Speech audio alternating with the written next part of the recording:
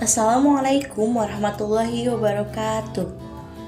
Dalam video ini akan menjelaskan mengenai peranan dan fungsi pemerintah dalam pembangunan berencana.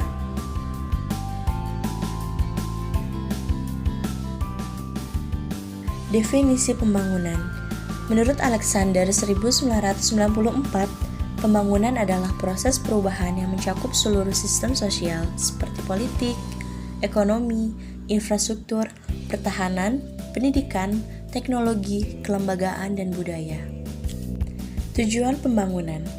Pembangunan bertujuan untuk meningkatkan kesejahteraan masyarakat. Peran pemerintah sebagai mobilisator pembangunan sangat strategis dalam mendukung peningkatan kesejahteraan masyarakat serta pertumbuhan ekonomi negaranya. Peranan dan fungsi pemerintah dalam pembangunan berencana. Falsafah hidup kemasyarakatan dan falsafah politik masyarakat. Pertama, negara memberikan kebebasan yang cukup besar pada masyarakat sehingga pemerintah tidak turut mencampuri kegiatan masyarakat. Kedua, negara turut mencampuri kegiatan masyarakat sehingga kebebasan masyarakat untuk mandiri sangatlah kecil. Peranan serta fungsi pokok pemerintah dalam pembangunan berencana yaitu sebagai stabilisator dan pengawas terhadap pembangunan sehingga berguna untuk kesejahteraan sosial ekonomi masyarakat. Peranan serta fungsi pemerintah dalam pembangunan nasional di Indonesia telah dijelaskan dalam Undang-Undang Dasar 1945, yaitu untuk membentuk suatu pemerintah negara Indonesia yang melindungi segenap bangsa Indonesia dan seluruh tumpah darah Indonesia, dan untuk memajukan kesejahteraan umum, mencerdaskan kehidupan bangsa dan ikut melaksanakan ketertiban dunia yang berdasarkan kemerdekaan, perdamaian abadi, dan keadilan sosial. Peran pemerintah dalam pembangunan nasional yaitu inovator, stabilisator, pelopor, dan pelaksana sendiri. Faktor-faktor perencanaan pembangunan daerah. Pertama, lingkungan. Faktor lingkungan ini berasal dari luar atau eksternal, maupun dari dalam atau internal. Eksternal datang dari wilayah tetangga atau pengaruh global yang berkembang dalam lingkup nasional maupun internasional. Sedangkan internal merupakan pengaruh yang datang dari dalam wilayah perencanaan sendiri. Unsur-unsur yang terkandung di dalamnya adalah sosial, budaya, ekonomi, dan politik. Kedua, sumber daya manusia perencana.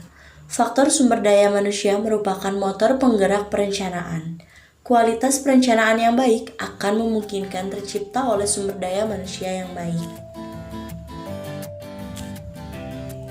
Ketiga, sistem yang digunakan. Sistem yang digunakan oleh suatu daerah atau wilayah tertentu sebagai dasar atau landasan pelaksanaan perencanaan pembangunannya. Unsur-unsur yang terkandung di dalamnya adalah prosedur, mekanisme, pelaksanaan, pengambilan keputusan, dan pengesahan.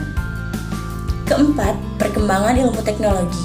Faktor ilmu pengetahuan dapat memberikan pengaruhnya di mana tidak hanya dalam segi perawatan, namun dapat juga adanya berbagai teknik dan pendekatan manajemen yang lebih maju.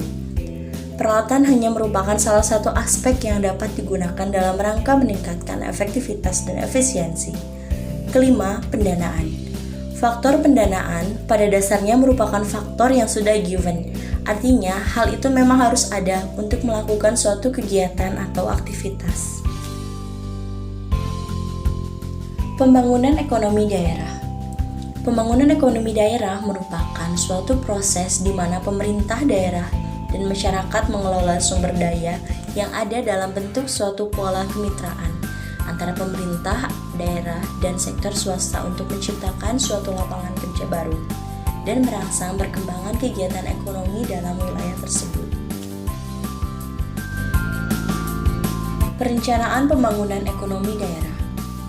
Perencanaan pembangunan ekonomi daerah adalah upaya untuk merencanakan sumber daya publik yang tersedia di suatu wilayah menjadi lebih dari sebelumnya melalui perbaikan kapasitas sektor swasta dalam menciptakan sumber nilai, sumber daya secara bertanggung jawab. Alasan perlu diadakannya perencanaan pembangunan daerah. Yang pertama, berbedanya kondisi sosial ekonomi di setiap daerah. Kedua, berbedanya tingkat pembangunan antar daerah. Ketiga, adanya ketimpangan ekonomi antar daerah. Dan keempat, adanya ekspansi ekonomi suatu daerah ke daerah yang lain. Tujuan perencanaan pembangunan ekonomi daerah. Pertama, mengarahkan kegiatan sebagai pendopan kegiatan kepada pencapaian tujuan pembangunan. Memperbaiki penggunaan sumber daya publik yang tersedia. Kedua, memperkirakan potensi, prospek perkembangan, hambatan dan risiko masa yang akan datang. Ketiga, sebagai alat pengukur atau standar pada waktu pengawasan dan evaluasi.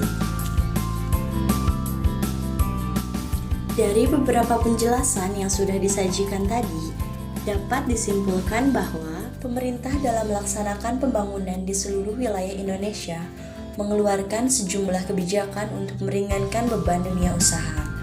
Prioritas pertama, pemerintah meminta Pemda memberikan fasilitas dan kemudahan agar usaha bisa tetap berjalan dengan baik. Prioritas kedua adalah peningkatan pembangunan proyek infrastruktur di seluruh Indonesia untuk mengatasi gelombang pengangguran seperti jalan, jembatan, pelabuhan, dermaga, energi, perhubungan, dan perumahan. Selain akan menyerap tenaga kerja, proyek infrastruktur juga membuat perekonomian akan bergerak.